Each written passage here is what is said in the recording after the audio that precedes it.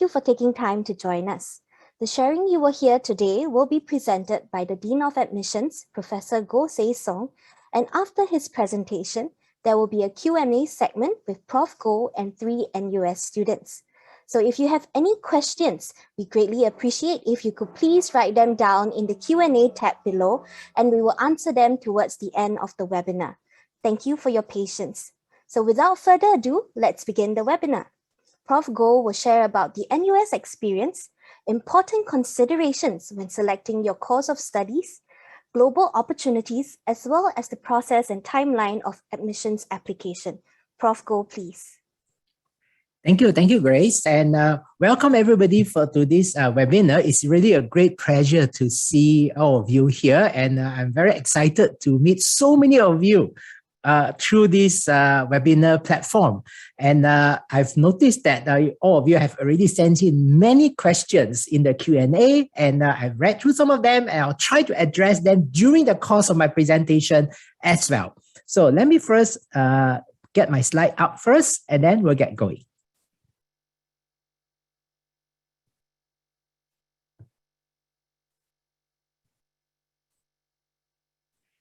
Okay, so let me get started, and let me just introduce myself again. I'm the Dean of Admissions, and I am actually a mathematician.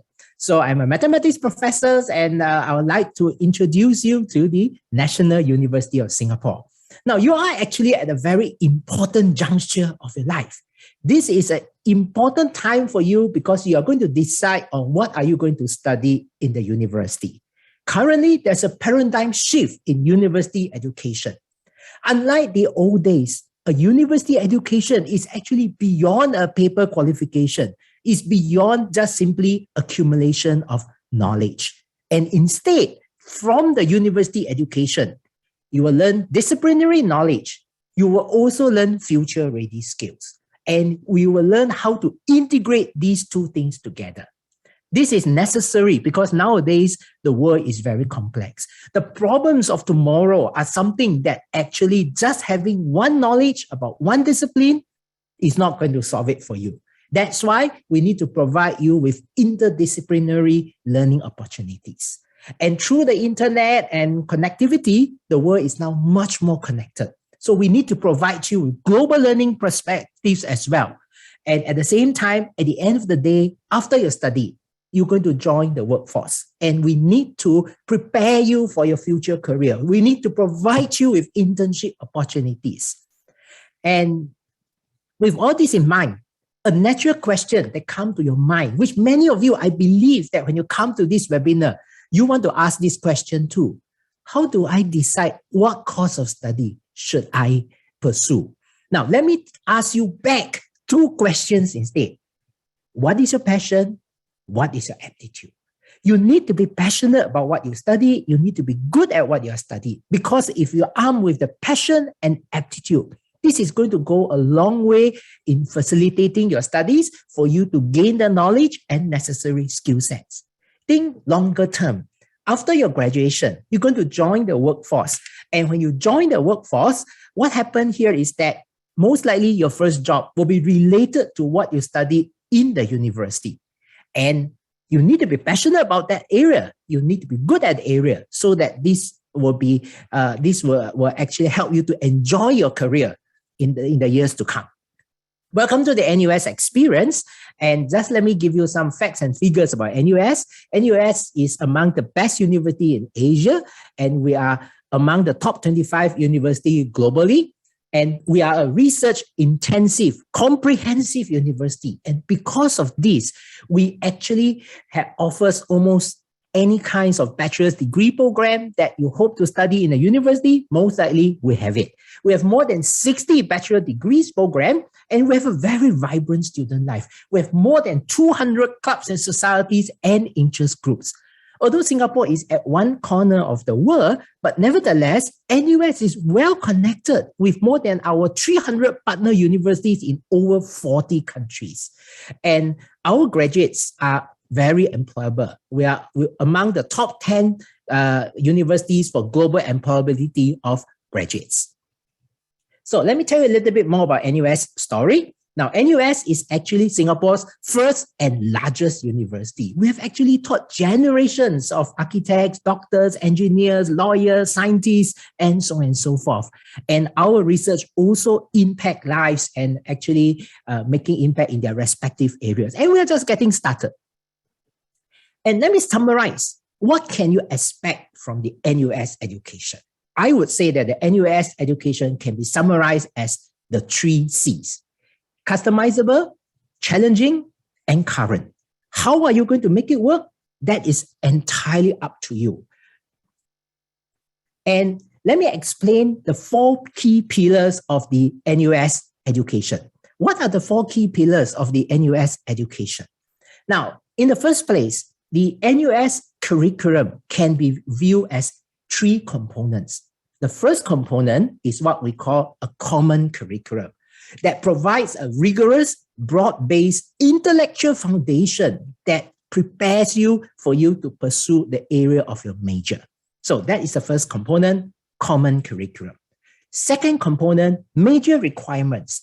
And that is the area that you want to study. Like, for example, I want to major in engineering. I want to major in physics. That is the second part, the major requirements. And during our recent curriculum revamp, we created a bigger than usual space that we used to have about the third component, which is unrestricted electives. A question that immediately comes to your mind is, what is the meaning of unrestricted electives? Unrestricted electives, literally, what it means is that there is no restriction. You can take any modules that you desire. Now, that is the flexibility that we're giving you. And if you feel that I want to go much deeper into my major in economics, no issue at all. You can certainly do this. You use your unrestricted electives, take more economics module, and you go much deeper into this. On the other hand, you realize that at the university level, the economics is very mathematical. You will feel that I will benefit by having a stronger foundation in mathematics. Can I do that? Yes, you can use your unrestricted elective space to do a minor or even a second major in mathematics that can complement your study in unrestricted in economics major. Another possibility is that this creates space for you to take an interdisciplinary approach that cuts across discipline. You can pair economics with mathematics. Let's say you are a mechanical engineer and you find that you wanted to know something beyond mechanical engineering. Then you can use the unrestricted elective space and do something else to complement it. Like, let's say you're interested in political science as well. Let's say you can do that. Or you can do something that is related. Physics is very related to mechanical engineering. You can do a minor in physics while doing a major in mechanical engineering. All these things we put in place so that you will be ready for a lifelong learning journey. Our commitment to our NUS students is not the 4 years of candidature. We are looking at our commitment to you for 20 years and beyond. We are hoping that after we've given you the base to get you started for your undergraduate education, after that, you will come back and take courses with us during our lifelong learning journeys. And that you will keep on refreshing your knowledge and prepare you for the complex world of tomorrow. So what are the courses that we offer you? There's a wide range. We have almost all kinds of majors in humanities and sciences. You can take a major in the arts and social sciences, you can take a major in science, or you can even look at the integrated cross-disciplinary program like, let's say, data science and economics. If you're interested in design and engineering, you can take majors in design, majors in engineering. We have full-fledged majors in business, in computing as well. Because we are a comprehensive university, we also have professional schools like medicine, dentistry, law. We also have courses of study like music, nursing, pharmacy, which are very specialized. Whichever you want, whichever that you're interested in, you can apply and you can consider all this academic pathway that you desire. Let me highlight to you some of the exciting new development that we have in NUS. Last year, we launched the College of Humanities and Sciences, that we provide an enhanced undergraduate experience for students from the Faculty of Arts and Social Sciences and the Faculty of Science. And this, we deliver interdisciplinary learning at scale. Last year, we took in more than 2,000 students to the College of Humanities and Sciences. And because the Faculty of Arts and Social Sciences and the Faculty of Science are two large faculties in the university. So you can imagine the scale of impact that we have in terms of interdisciplinary learning. Now, the common curriculum that we have for the College of Humanities and Sciences actually is specially curated so that it will provide the foundation for humanities and sciences. And if you are applying for the Humanities and Sciences course, the moment you are inside, you can choose any of the majors in Arts and Social Sciences or in Science that is under the Humanities and Sciences course. So that one, you can indicate your preferred major. The moment you're in that course, is our commitment to you. We allow you to take that course, no further selection. And if you're in that course, but you decided to change your mind from political science to social work, no problem, you can change it easily. And this actually gives you a lot of flexibility. And this flexibility actually extends beyond just going deep in a subject, that you can pair a subject in humanities with the science, or you can even look at two science subjects that you're interested in, one major, one minor, and so on and so forth. And because of the success of the College of Humanities and Sciences, in this academic year, we're going to roll out the College of Design and Engineering. We are going to merge the strengths of the Faculty of Engineering and the School of Design and Environment, two of the very established schools in Singapore as well. The whole idea here is that to provide you with a student-centric curriculum in design engineering, giving students greater choice, greater breadth, and greater flexibility. And the important thing is that, again, there is a common curriculum. But the common curriculum for the College of Design and Engineering is actually different from the common curriculum of the Humanities and Sciences. So our common curriculum is we customize it for the respective colleges and the schools so that you will have the relevant skill sets that is required by these colleges. And once again, there is a sizable place for unrestricted electives. And that is where you are able to do a second major or a minor to complement your study in design and engineering. In the past, what happened is that if you do an engineering major, it is very difficult for you to do a second major or a minor. Now, with this new structure, it is possible for you to do that. But for students who are very passionate about specializing in an area of engineering, you can still do that. You can use the unrestricted elective space to do a specialization. Like, for example, you are majoring in mechanical engineering. You want to go deep into aeronautical engineering. You can choose that specialization. You can use your unrestricted elective space to do a second major or a minor. It doesn't have to be in the same college. It can be another college, like the College of Humanities and Sciences. That is some of the advantages of being a comprehensive university. You get to choose things even across different colleges. And how do you apply to engineering? In that case, in the past, you applied directly to the course. Mechanical engineering, civil engineering, electrical engineering. Now, you just apply to the course called engineering. The moment you're in, you can choose any of these majors under it: mechanical, civil, electrical, and so on and so forth. No further selection. And another exciting development that we're going to roll out in 2022, NUS College. This is the first time that we're going to roll out an undergraduate honors college of NUS. And what is this undergraduate honors college? Now, the previous two colleges that I mentioned, Humanities and Sciences and Design and Engineering, these are the ones that actually house the major courses for you, major requirements. But NUS College is an enhancement of those colleges. So the way to think about it is that a student, may it be in Humanities and Sciences or Design and Engineering or Computing or Business, they all have their home faculty or home college. Then the common curriculum is catered for those. There is a space of unrestricted electives that they can pursue as well. So what NUS College does is that a student can be considered concurrently for those colleges that I mentioned that house your majors, plus NUS College that gives you a special, innovative, immersive educational experience that will take care of your common curriculum plus some of the unrestricted elective space. The whole idea is to give you a broad-based interdisciplinary curriculum, combining the best features of the former University Scholars Program and Yale NUS College. So you can see that NUS College can be paired with more than 50 majors. And in the curriculum is very innovative because it provides a wealth of diverse local and global perspective, experiential learning programs, and cross-cultural developmental opportunities. Some of the signatures are global pathways.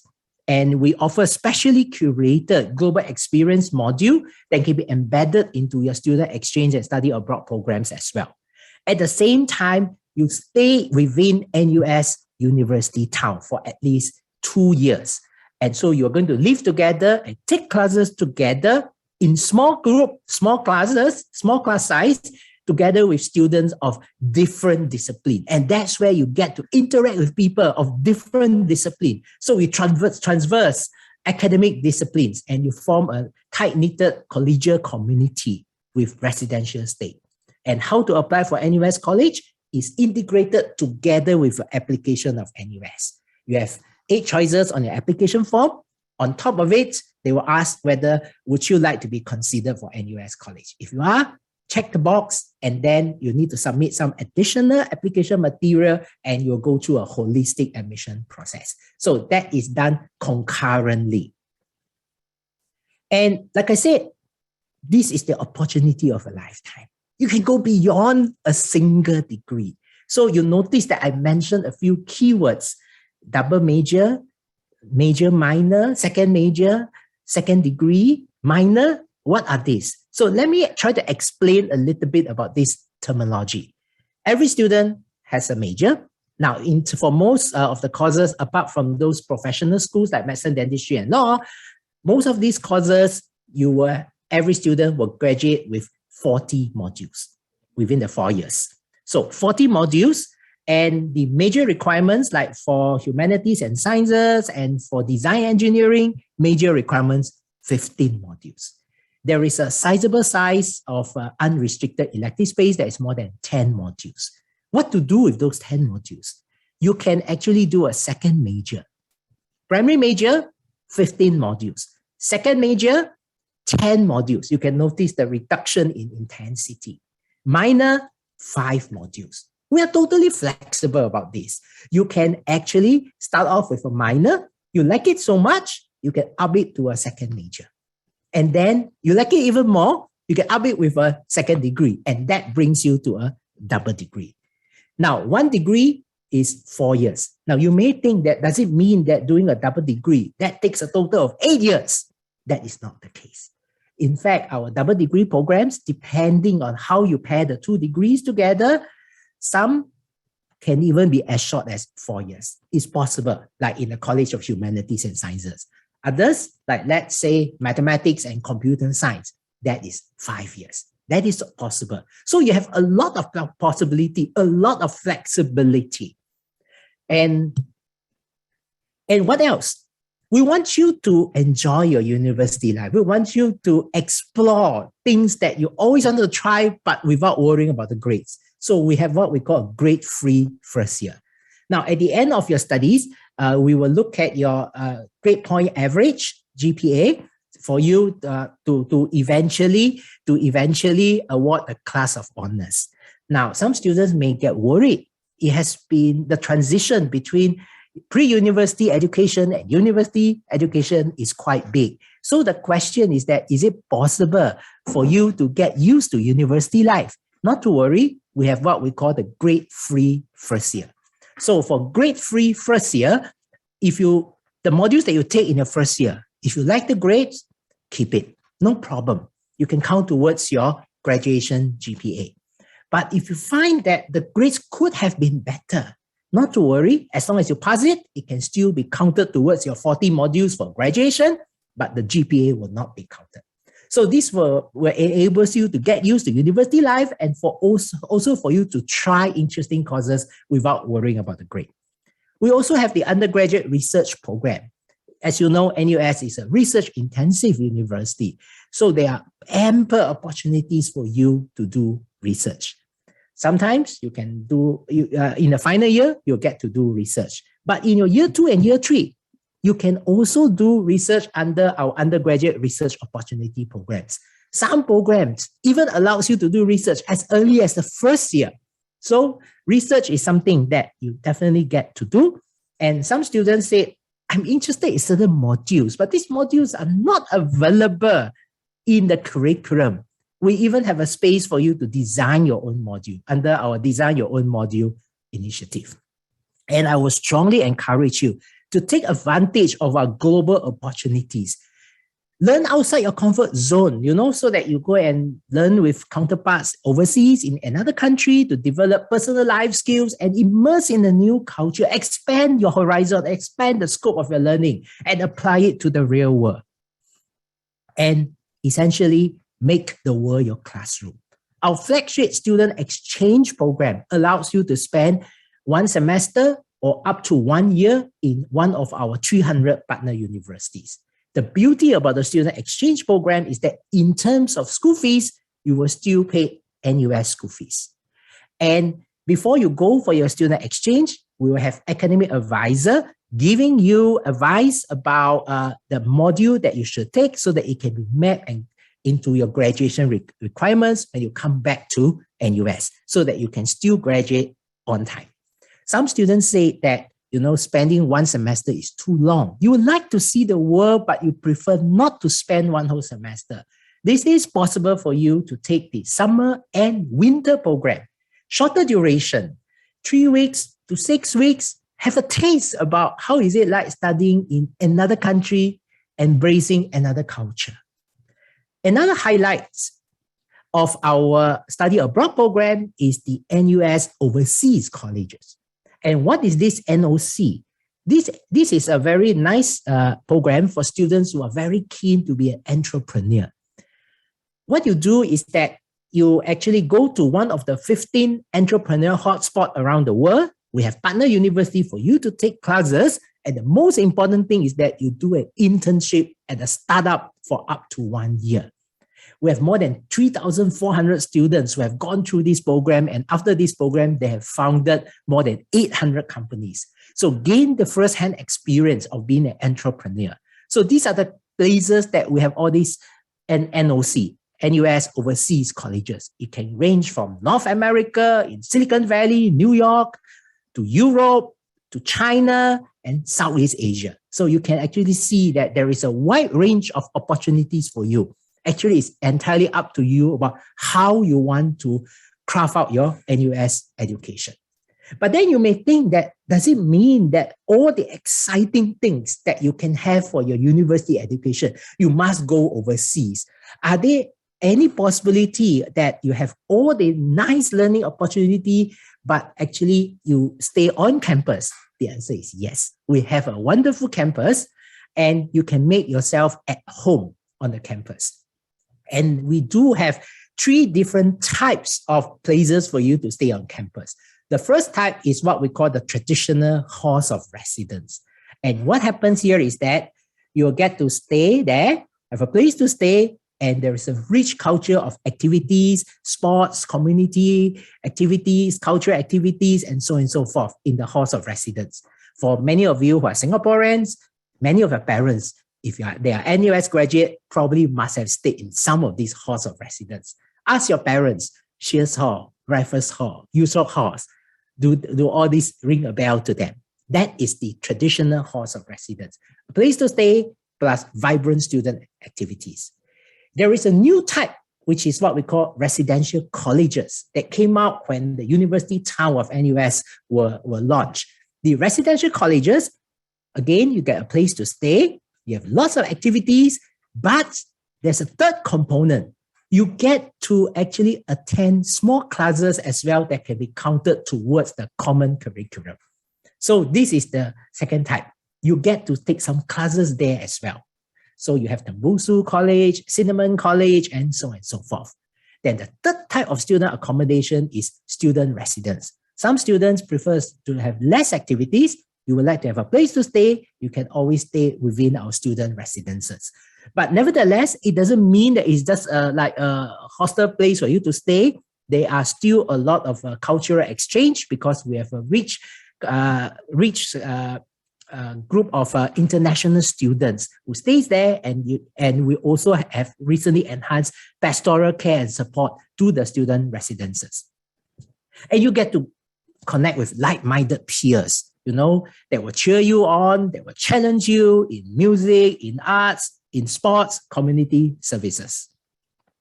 And at the end of the day, your future employment is of utmost importance to NUS. So we have a Center for Future-Ready Graduates that organizes programs, workshops, and events to prepare you well for employment. Just last week, we launched 2 online platforms, Connect NUS, and this allows NUS students to connect with the NUS alumni. Look at the hundreds of years of history of NUS, and you can imagine a huge alumni network in the industry. So you will get through this platform, you get to actually network with alumni in industries for career planning and job opportunities. We also understand that internship is very important for you in deciding your future employment. Most of our courses, they are internship opportunities. Some are actually compulsory, some are optional, but whether is it compulsory or optional, the time spent during the internship can be counted towards your graduation requirements. And we have a new online platform that helps to facilitate the internship as well, and that was again launched last week. So what should you do? Take the first step, apply. And for students in the taking Singapore Cambridge A-levels, then in terms of application, what we do here is that the admission is actually based on academic merit and meeting subject prerequisite. So for Singapore A-level students, you'll be tested on the 6 subjects, 3 H2 and 1 H1 content subject, general paper or knowledge inquiry, project work, and you have to clear the mother tongue language requirement. Now, we want to recognize students for their passion. So for courses that without further interviews or tests, because there are certain courses that we have special selection tests like medicine, dentistry, law, architecture, and so on and so forth. For those courses that doesn't have this, we will allocate you first choice bonus point. 8 choices, make good use of them. Choose the 8 choices wisely, and then pick your first choice very wisely, because that first choice, if it's not an interview course, we will give you up to 2.5 A-level point as first choice bonus point to recognize you for your passion, to give you a head start. For those of you who are holding the Singapore Polytechnic Diploma, then you will be assessed based on your Polytechnic results. And again, we do give you first choice bonus points as well for the non-interview courses. And here again, you need to make sure that you meet the subject prerequisite. So go to our website and take a look at your Polytechnic Diploma and which are the ones that can be matched with the courses that we offer, because we need to make sure that, and we want to make sure that our students actually had the necessary background to pursue that particular major. And for those of you with international IB, IB diploma, again, you need to make sure that you meet the subject prerequisite, and we'll assess you based on IB diploma. We also give you first choice bonus point for your first choice and for the non-interview courses. First choice bonus point for IB, you'll get 1 IB point. And then there are a lot of other qualifications. Many of you here are with international qualifications. So I can't go through every one of them in detail. So I will urge you to go to our website, take a look at the numerous different kinds of international qualifications that we have, and then you look at the requirements. So I'll just highlight a few for illustration purpose. Like for example, if you are holding an American high school diploma, then you need to provide ACT with writing or SAT, At the same time, 3 SAT subject tests. And we do understand that SAT subject tests will no longer be continued. So we also allow an alternative of 3 AP tests. And for those of you who are holding UK A-levels, then we will want you to have at least, we have 4 to 5 advanced A-level subject pass, and to be competitive, mostly A-star. And other qualifications, for example, Gaokao, we will take the look at your Gaokao results, and you can apply also with your year 2, semester 2 Gaokao, semester 2 high school results if you are sitting your Gaokao later on this year. And of course, you need some English requirement because Gaokao is actually administered in Chinese. So you need to have the English requirement as well. Australian high school diploma, you can apply with ATA or OP reports. And to be competitive, ATA, we expect about 90 to be competitive, and OP 6 to be competitive. Another example, Canadian high school, and you apply with the high school graduation exam result, and to be competitive, we will expect 85% for each subject taken at the diploma examination. And what kind of support that we give? Financial support. Now, NUS actually offers full scholarship for under our flagship NUS Global Merit Scholarship and NUS Merit Scholarship. And for those of you who have academic inclined and uniquely talented in sports or performing and visual arts, we also have scholarship. Our scholarships are open to Singapore citizens with outstanding academic result, strong leadership qualities and potential, and good co-curricular activities. What are the things that we provide to this under this scholarship? We provide full tuition waiver. We provide some living expenses, and the most important thing is all our scholarships are bond-free. For students who are financially challenged, not to worry. Our admissions policy is actually merit-based and needs-blind. Financial difficulty will not impact the way that we assess you. There's a wide range of financial aid schemes that we provide. And for those Singaporean citizens, you will be entitled for the Singapore government bursaries. At the same time, NUS will have their own bursary to top up the support that you get so that you can pursue the university course that you desire. And for international students, you may wish to know that the cost of living in Singapore is approximately $6,000 a year, and accommodation cost is about $4,000 a year. And let me just highlight one more thing about the MOE Tuition Grant. Now, what is this MOE Tuition Grant? MOE stands for Ministry of Education. In Singapore, the Ministry of Education Tuition Grant is a substantial tuition fee subsidies from the Singapore government administered by the university. All Singapore citizens, Singapore permanent residents studying in a Singapore university for the first time will be automatically given the MOE Tuition Grant. International students will be assessed based on the merit of the application. The MOE Tuition Grant will be offered competitively to international students. For Singapore citizens, no strings attached, because so we will provide the MOE Tuition Grant will be given to you so that you will pay a subsidized school fees. For Singapore permanent residents and international students, if you receive the MOE Tuition Grant, then you must work in a Singapore registered company for 3 years after graduation. Now, the government doesn't specify which Singapore registered company. As long as it's a Singapore registered company, then you will fulfill the requirements of the MOE Tuition Grant. And just to give you a snapshot about the NUS tuition fees, like so for example, like the full tuition fee per year, this is based on academic year 2021, the current tuition fees. Like for example, if you are studying business, the full tuition fee is $32,250. If you're a Singapore citizen with a tuition grant, it's $9,600. If you're international students with tuition grant, it's $20,550. So you can see that there's quite a substantial reduction due to the MOE tuition grant. Other courses, like for example, humanities and sciences, is 8,200 for Singapore citizen. Its full tuition fee is 34,000, and international student with tuition grant is like half the fees that you pay for full tuition fees. And in short, what should you do when you apply for admission? Show us your strength. And like I said before, we look for your passion and your aptitude.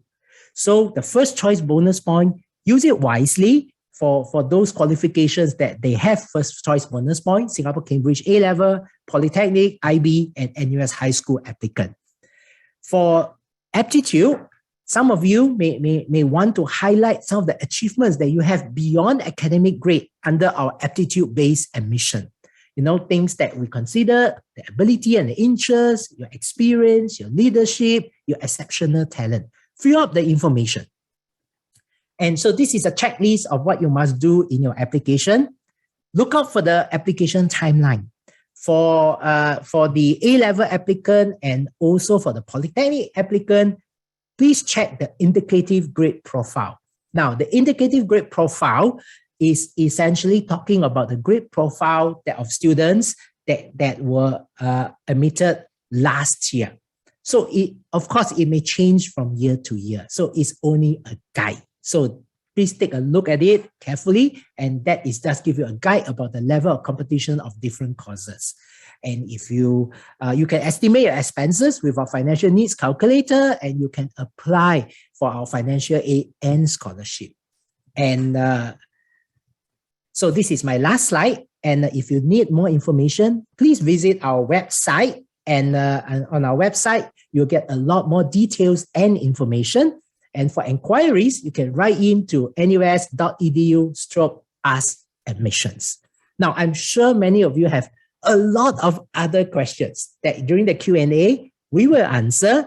But just in case we are not able to answer all your questions, let me just highlight to you that NUS, we will have an NUS Open Day. And in fact, it will be a 1 week long activities, 3 weeks from now. So, and this will be conducted through the online platform. So visit our website, find out the dates of the NUS Open Day. All our colleges, faculties, and schools will come out in full force, and you'll get to find out a lot more details about the respective course of studies. Thank you very much. Thank you, Prof. Goh, for your sharing. So we will now move on to the Q&A segment. We have especially invited 3 NUS students, Gitali, Anita, and Brian, to share with us today. So first up, we have Gitali, a final year student with a double major in economics and business management from the Faculty of Arts and Social Sciences under the College of Humanities and Sciences. She is an international student from India who pursued the IB Diploma program during her high school years. Yes. Gitali currently resides in Prince George's Park Residences on the NUS campus and is actively involved in NUS NAC, Modern Indian Dance Group, and she is also a student ambassador leader. So Anita is a final year student majoring in business analytics from the School of Computing. She's an international student from Vietnam who pursued the Vietnamese National High School graduation examination. Anita previously resided in Raffles Hall as well as Prince George's Park Residences and is also an active student ambassador leader. Over the last year, she completed her internship as a data analyst at Yara International and worked on a capstone project with Singapore Prison Services, standardizing the rate of recommitted crimes to better interpret the results of their rehabilitation efforts. And last but not least, we have Brian, who is a first-year student majoring in chemical engineering from the College of Design and Engineering. He is a local student who pursued a Polytechnic Diploma in Chemical Engineering from Singapore Polytechnic and is a recipient of the Singapore Industry Scholarship. Brian currently resides in Kent Ridge Hall and is an active student ambassador. He's also passionate about serving the community and has been actively volunteering since 2014 as part of the Grassroots Youth Executive Committee and providing free tuition for the less privileged. So I'll hand over the time to Prof. Goh, who will be moderating the Q&A segment with Gitali, Anita, and Brian. Prof. Goh, please. Thank you. Thank you, Grace, for the introduction. Now, it's really a great pleasure for me to have the 4 students here with me, because I'm sure you are very interested to know about all the learning opportunities that we have and how are the course of studies like. Now, while I say that you can find out more from our NUS Open Day, which is more than a week activities, 3 weeks from today, starting with 2 weeks from today, but I think it is good to hear from the perspective of 3 students. So let me first invite Gitali to introduce herself, to talk a little bit about her learning experience with her current course of study. Thank you, Prof. Go. Hi, everyone. I'm so happy to be here with everyone today. I'm a year 4 student. I'm pursuing economics and my second major business management. So I think for me, NUS has been a very comprehensive learning space where I'm getting to pursue a more technical degree like economics, but also have the freedom to pursue business management at the same time. So I think that's been really interesting to get to be in 2 different faculties, meet with a lot more different people, international students, exchange students. So I think that's been really great. And on top of that, of course, the CC activities have really enriched my learning experience throughout.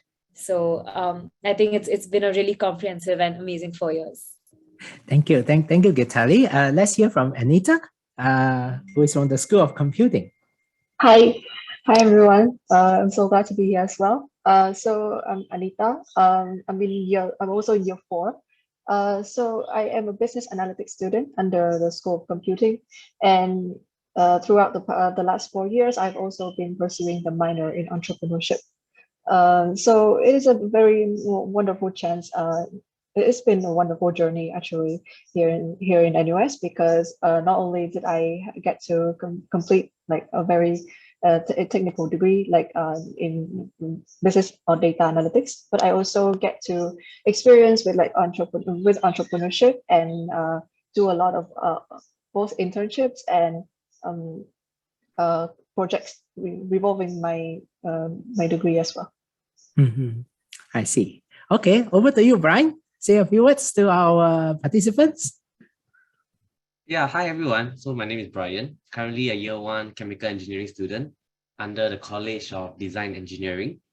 So because I came from the poly background, I have certain module exemptions which allow me to graduate in just 3 years. So yeah, just something to share.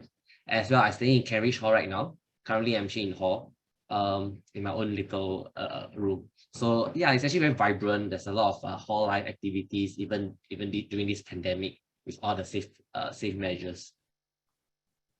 Very good, very good. So, okay. So as you can see here, the 3 students actually come from different parts of the world, come from different campus and different course of study as well. Maybe let's go back to Gitali again. Now, Gitali actually did a double major between economics and business. Now, economics and business looks like they are related. So maybe you can tell us a little bit more about your journey of studying economics and business.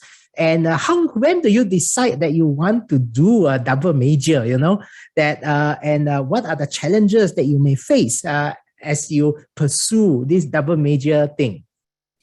Thanks, Prof. Go, for the question. So I think when any student comes into university, it can be a bit overwhelming and there are a lot of concerns. And it was similar for me as well, where I wasn't sure if I wanted to do the second major in the beginning itself. There is a learning curve when you enter. So I was very fortunate where NUS offers a lot of flexibility in that sense. So when I first entered university, I was only enrolled in the economics course. And it was only in my second year of study that I did decide that, I wish to pursue the second major as well. And as Prof. Go mentioned, there is this association that economics and business is so similar. But in fact, what's really surprised me and what's really enriched my learning experience is that both the faculties have such a different way of teaching. So with the business faculty, I've had an opportunity to really explore cases, take a more practical approach, and really use that learning in my internships as well. And in economics, we've been able to look at economics from different countries, look at policies, and have a little bit more of a government theoretical approach as well in certain cases. So I think that distinction has really given me such an overall comprehensive understanding of what I would want to pursue when I go out later as well. And of course, it's not without its challenges, but I think it's been really great in terms of the flexibility of sort of choosing your own classes, choosing your own workload to some extent as well. So I think as long as you manage that and sort of plan earlier, it's really been a great experience. Thank you, Gitali. Actually, I think from Gitali's sharing, actually, that there is something that some of you may be thinking.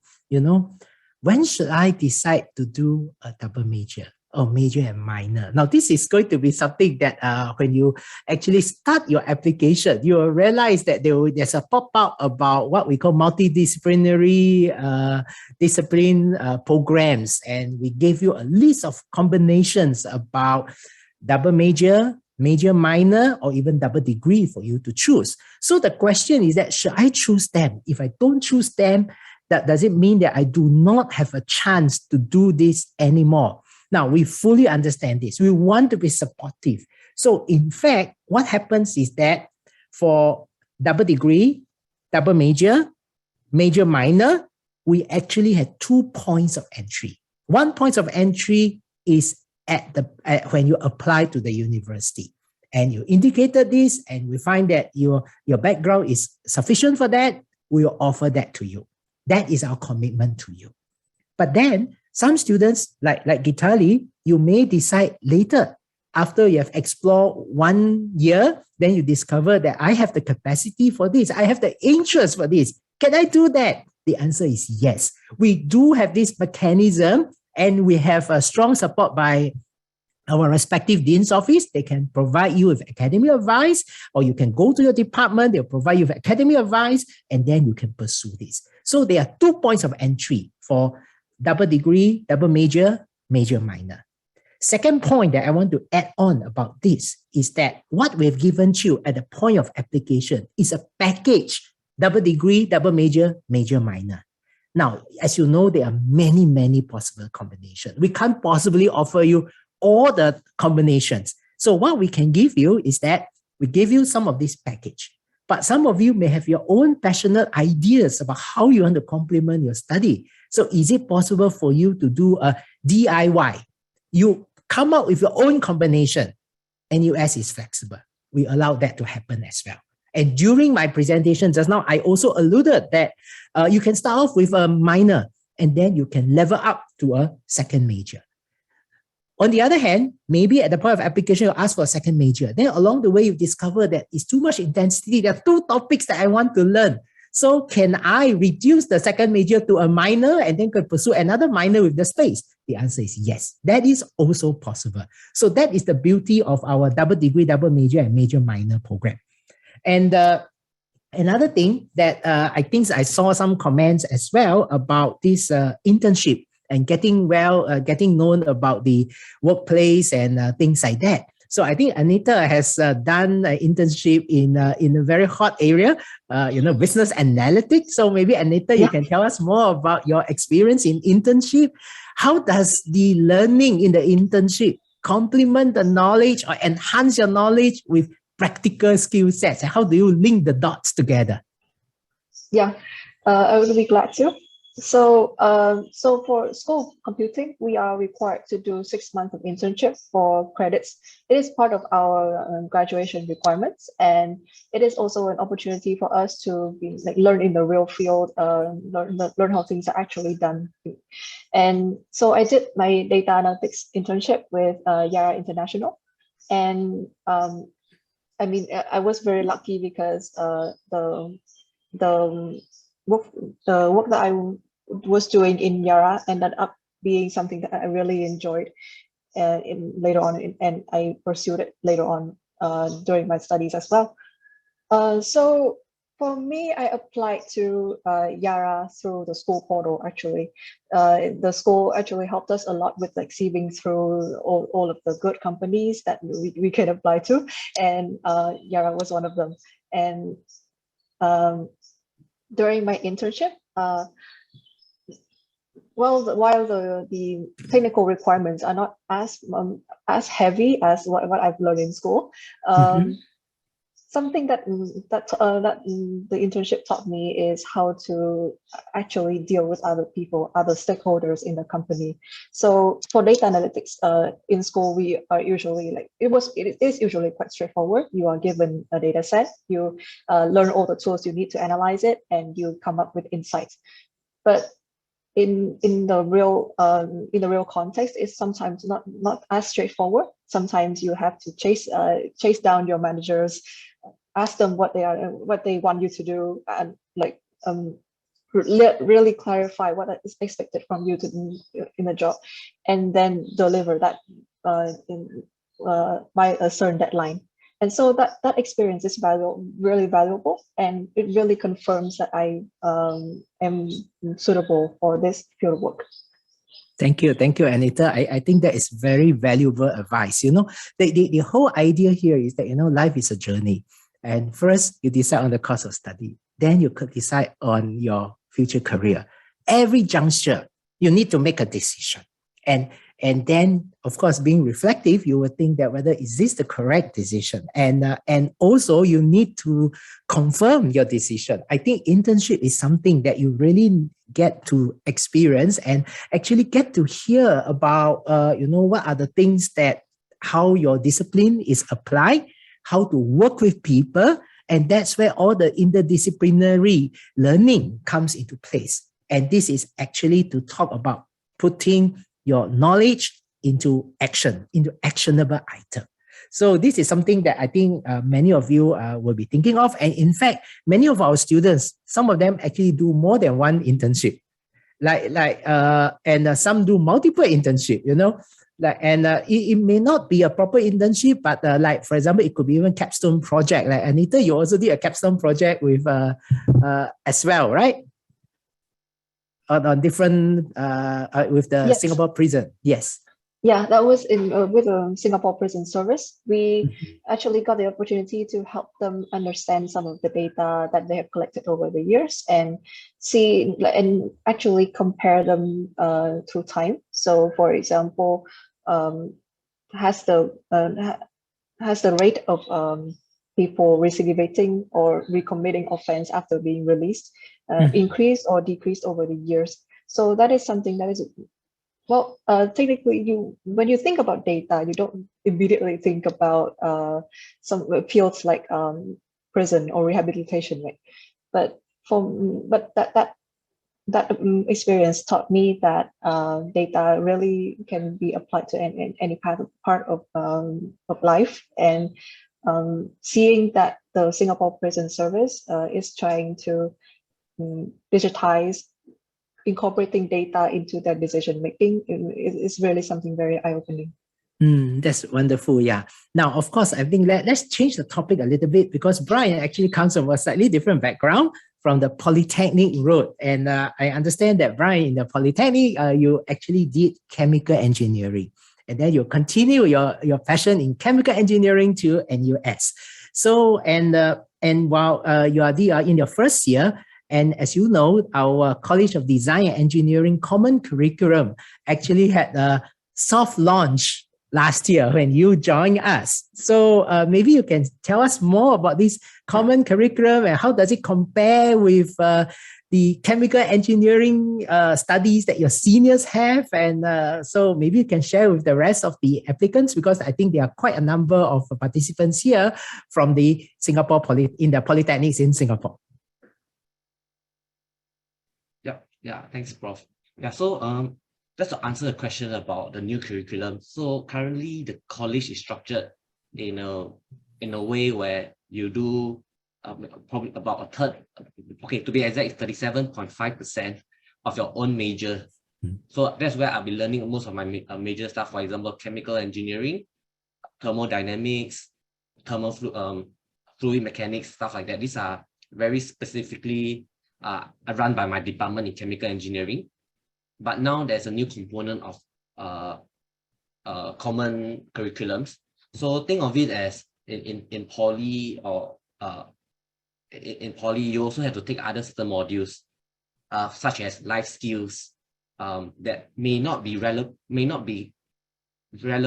hard skills to your course, but these are soft skills that will help you in the workforce. For example, you'll be learn how to do some sort of quantitative reasoning. How do you do a bit of data analysis? You need to learn a little bit about coding as well. So you learn a little bit of all these kind of skills. You learn how to do academic writing, not specifically very related to your own major, but these are common modules that help support, give you a more holistic education in the field of engineering. That's very good, because you see, I think the nowadays, whether is it in Polytechnic education or the education in university, I think we are all acknowledging that actually there is a set of foundation skill sets that is very, very important, and we need to actually go beyond that. For students in our A-level curriculum, some of you may wonder why my JC asked me to do a contrasting subject. Again, is for you to go out of that particular discipline, because like in working life, like Anita has already experienced in your internship, you get to work with people from different backgrounds. And I think this idea about crossing discipline is very, very important. So that is one aspect. Now, let's change a little bit about campus accommodation. I think there are a lot of students who are very interested in campus accommodation. And I highlighted there are traditional halls, there is a residence, and I think some of them has actually stayed in, let's say, PGB residence. I think Gitali has stayed there for quite a while, and I think you're very active in there. So maybe you can tell us more about the PGB residence. Yes, Prof. Actually, I've stayed in PGP since my year one. So throughout my NUS journey, in fact. And it's been really interesting because staying here for so long, I've seen the residents evolve as such as well. So I started off with, being just a resident, involved in the ad hoc activities. So everything from, treks to nearby parks, or art jamming sessions, or even yoga sessions. There would be like a mix of activities where you could really meet a lot of new people. And in fact, even some of the professors stay in PGP. So you get to interact with them and really get to know them, outside of the classroom as well. And then I've gone on to be involved as a cluster leader and be a part of the residential life team. So that's given me a different perspective of, how to really help out your fellow residents, whether it's, through bonding activities or, picking up cues of, mental wellness and well-being, de-stressing. So all those skills that, you wouldn't really think about being important, but once you really learn them, you realize how important it can be for your social, well-being, to be able to recognize, how well people are doing around you, to be able to take care of them in that sense. So I think that's been a really interesting and an important part of my journey. And I'm so glad I've gotten to stay on campus, because I've loved the convenience of, just being able to take a bus and getting to class in like 10 minutes. And I've loved the convenience of, staying with friends and having a really nice food court as well. So, all those things are sort of taken care of. So that's, as an international student especially, that's been really great. That's very good, Kitali. And Anita has also stayed in PGB residence, and at the same time, she has also stayed in Rifles Hall. So maybe, yes, Anita, you can explain what's the difference between staying in Rifles Hall and PGB residence. Now, I'm not going to put you on the spot to ask you which one do you prefer. I'm sure you enjoy both. So just tell us about what's the difference between staying in PGB residence and Rifles Hall. So the main difference between halls and residences is the fact that halls, in halls you are much more promoted, encouraged to join CCAs, extracurricular and co-curricular activities. So during my time in Raffles Hall, I was in a block committee organizing activities for members of my blocks, so that they can have some time to release some steam, relax with their international friends, and all of that. So that was a very valuable experience. But then when I moved to PGP, the privacy and and the extra time for myself was also very, very valuable as well. And the thing is, I moved to PGP but by the end of my stay at the PGP, it was during the pandemic, and so staying alone, is somewhat safer in a sense. But at the same time, like there are still like virtual activities that the block committee the committees organize for us, and that is still something very, very interesting throughout my stay. Yeah, and I of course I'll say that what is my what is my favorite place to stay, because I enjoyed my time in both. Yeah, I fully agree. Actually, all our three different types of campus accommodation has their own pros and cons. And even within the traditional halls, I'm sure Raffles Hall and Kentridge Hall are quite different as well. And like Brian stayed in Kentridge Hall, right? And so how is it like in Kentridge Hall? Well, I think my experience was actually really, really wonderful. Even though it's during the pandemic, but within our safe distancing guidelines, from the government, we're able to have little gatherings within the stipulated amount of people. So I'm quite sure. I mean, it's a fact that because of the pandemic, the hall culture and life will be slightly different, but this difference could be for the better as well. Because the way we integrate, we can do things more online. We still have more small groups of hallmates that you're very close with. I think these are also very fun experiences.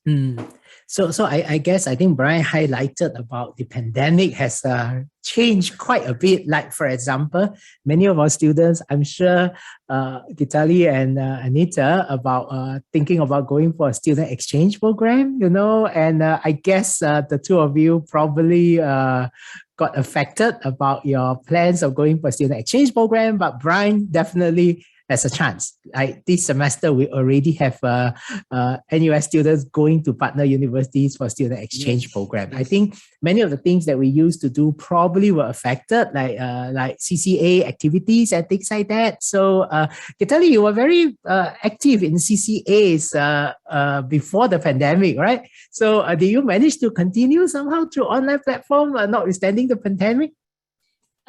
Actually, yes. I think if anything, this pandemic, I mean, as jarring as it's been, I think it's also been a really good learning experience in the sense of why it's important to have a plan A, B, C, D, E, F, everything, and why it's better to always be prepared. So I'm a part of a modern Indian dance group, and I mean, of course, being a dance group, we have a lot of interactions. So that definitely was affected, and we had to move online, but I think all those things kind of forced us to explore a lot of new skill sets, whether it be something like videography or, planning for something within certain guidelines, and always trying to sort of find a way around to, still dance together and still interact. So I think if anything, this pandemic has really been more about finding that will to still continue to socialize. And I think NUS in that sense has also started really, helping us out with that as student groups, where our advisors will also, sort of encourage us that, okay, you can't maybe have it in a big group, but how about, smaller groups of 5, or maybe you can have an online setting and then, distribute some goodie bags. So we'll have that support from the university as well. So I think that's really been great. Yeah, the pandemic actually taught us a lot of things about resilience, about how you can continue your life notwithstanding the challenges of the pandemic. I'm sure all the students here agree, like 2 years ago, we would never had this Zoom webinar, in the sense that now the pandemic taught us that we can do this, and now we can actually interact with students from all over the world within this platform. So there are things that we can do here. And now, in the interest of time, I noticed that there are still some questions. And so let me just focus on some questions that I think some students were asking more about admissions related. So I thought that probably let me just explain a little bit. Now, there are some of the questions that I noticed that about admissions related: College of Humanities and Sciences, College of Design and Engineering. Now, because we actually changed last year about how you apply to the Faculty of Arts and Social Sciences and Faculty of Science. Now, under the College of Humanities and Sciences, there is no more arts course or science course. Instead, you apply to the Humanities and Sciences course. And then we will let you indicate a preferred major. So that preferred major is just to give you the assurance, we'll give it to you. Because some students may say that I'm interested in psychology. Psychology is so popular. Life sciences is so popular. And then will I be denied of it subsequently? The answer is no. We give a commitment to you. We let you choose. So for those of you who are interested in the old arts course or science course, now apply under Humanities and Sciences. And you indicate a preferred major. You can still change it. We allow you to change it. That's fine. And you can change any of the majors under the long list. Then the similar principle that starting from this year, we will do it for the College of Design and Engineering. Now, when Brian applied, he applied directly to chemical engineering. So, but from this year's onward, you will apply to, let's say, the engineering course. And then again, the same principle of preferred major will appear. And then there will be many, many preferred majors, mechanical engineering, chemical engineering, pick the one that you need. And if you need to change before you matriculate or within your first 4 semester, you can do that. So that is our assurance to you because we want to maximize the flexibility that we can give our students. And another questions, I saw quite a number of questions along the Q&A, and the questions is about NUS College. Now, during the presentation, I did mention about how you can apply for NUS College. Now, essentially, what happened is that on your application form, you have 8 choices for all your major. NUS College, as I've explained, is an add-on, it's an additional. So that you say that instead of doing the common curriculum for Humanities and Sciences or common curriculum for Design and Engineering, I would do the NUS College common curriculum instead. So it's an add-on. You will still indicate your 8 choices, Humanities and Sciences, Design, Engineering, and so on and so forth. But you will indicate, you check a box to say that I'm interested in NUS College. NUS College actually embarks on a holistic admission process. So after you have indicated interest for NUS College, the system will prompt you to submit additional material, an essay plus some quick take questions, names of referee for recommendation letters, and your other achievements. And then we have a committee to review this holistically. And if you're shortlisted, we'll call you up for interview. And at the end of the day, and if you are successful in getting NUS College, and perhaps you also applied for Humanities and Sciences, then your offer will come in Humanities and Sciences and NUS College together. If you apply by your NUS College, let's say if you're unsuccessful, not to worry, your priority, the Humanities and Sciences, will still be there. You will still be offered Humanities and Sciences. So that's how the application process for NUS College works. And how about things like applying for NUS scholarship or financial aid? Now, if you are interested in financial aid, apply to the financial aid portal. You can go to our website and then you can apply directly. So the financial aid essentially applies throughout the whole university. NUS scholarship, again, is you apply to the course of study, and then this is how, that means you submit scholarship application, you submit financial aid application. And then another questions that the students may ask for NUS College is that, what are the fees like? Now, basically, it's an add-on. So in terms of tuition fees, you will pay for the tuition fees of your course of study. Your course of study. That means like Humanities and Sciences, you pay the tuition fee for Humanities and Sciences. The additional charges is actually for you when you stay on campus. It's for the residential experience because you stay in the residential colleges for NUS College. So it's just like you stay in the hall, you pay for that. And let's say if you're in NUS College, but you only stay on campus for 2 years, the other 2 years, then you just pay the normal fees. So that is some of the clarifications that I hope to make about NUS College. And like you may saw some of the slides just now when you are streaming in, we actually going to have an information session for NUS College next Saturday. So if you need to find out more, do come in for that. Yeah. And I think we have tried our best to answer as many of the questions as possible. And I know that there are still questions left unanswered. Not to worry, we are going to have our NUS Open Day, or in fact, it's NUS Open Week. It's a week-long activities. Every day we'll feature one of the faculties. And check our website, keep a lookout for it, and do attend this NUS Open Day, and you will get to interact with our professors as well. So, and I think with this, I think I will end the Q&A sessions, and I look forward very much to receiving your applications and warmly welcoming you to NUS. Thank you. Thank you, Prof. Go, Gitali, Anita, and Brian for sharing your experiences, insights, and sound advice. I hope they have managed to answer your questions and clarify many of your doubts. So with that, we have come to the end of the admissions, sharing, and Q&A webinar. Thank you so much for joining us today, and we hope that this session has been very helpful. So we also greatly appreciate if you could take a few minutes to fill up a feedback form. You can either scan the QR code or access the link that we have shared in the chat board. Your feedback is very important to us, and please let us know how we can improve. Okay, so as Prof. Go also mentioned, we are pleased to share about an upcoming NUS College information session happening next Saturday at on 12th of February at 2:30 p.m.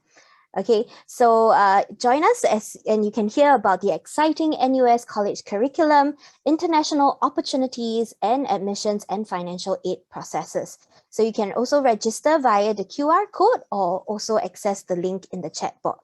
Okay, so thank you once again. My colleagues and I look forward to receiving your application and warmly welcoming you to NUS. Have a great day ahead. Thank you.